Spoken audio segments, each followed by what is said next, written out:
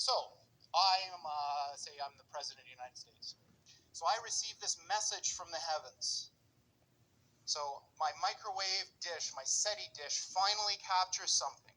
And what it says is, in 50 years, or 13 years, we're coming to your planet. You gotta be ready. Now just imagine what would happen if that happened.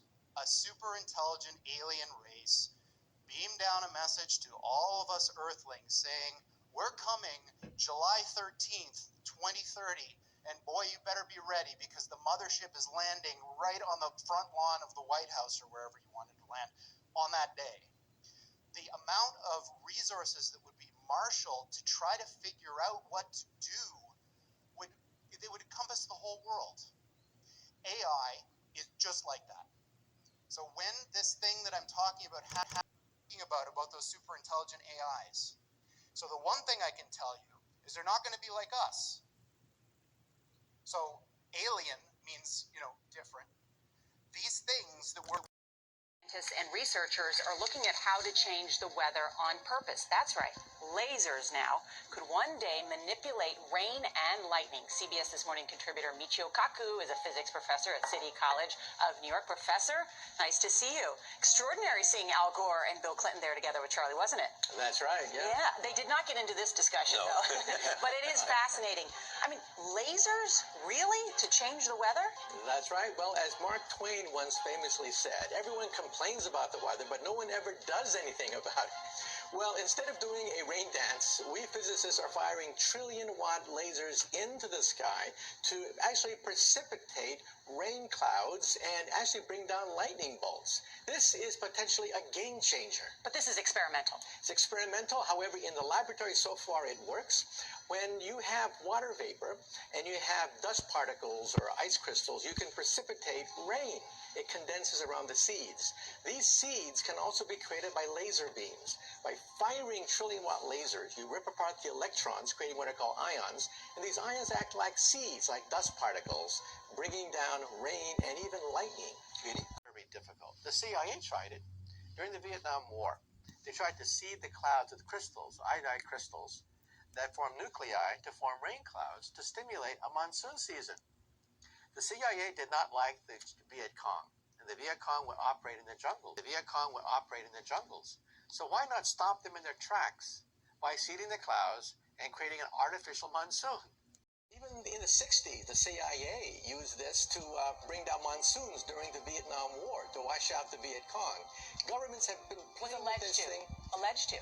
Alleged to, right. Yeah. Now, we realize that for decades now, these governments have been alleged to have experimented with weather control. Here in Santa Barbara County, home to one of the longest-running cloud seeding operations in the country. We've got some ground-based cloud seeding equipment right here, and we're going to get to hear all about how it works and see it in action. Let's check it out. Cloud seeding is the most common type of weather modification, and it has many different techniques and applications. So airplanes have had racks on them where these same flares are positioned on the airplane, and the airplane flies into the storm. So in order to reduce the cost to the client and reduce our carbon footprint, we've been able to station these on the ground. Now we can do this in places where weather permits. Behind a bar.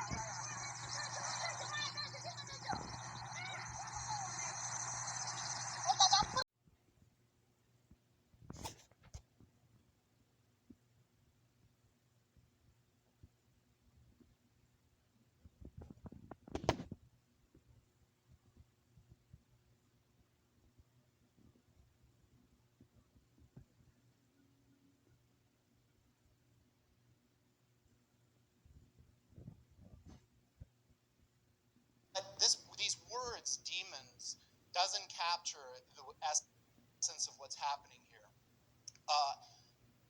I don't know if any of you are turn of the century weird fiction fans, but there's this guy named H.P. Lovecraft, who's a very famous American weird fiction author. And he espoused a view which is called cosmicism. And the essence of cosmicism is cosmic indifference.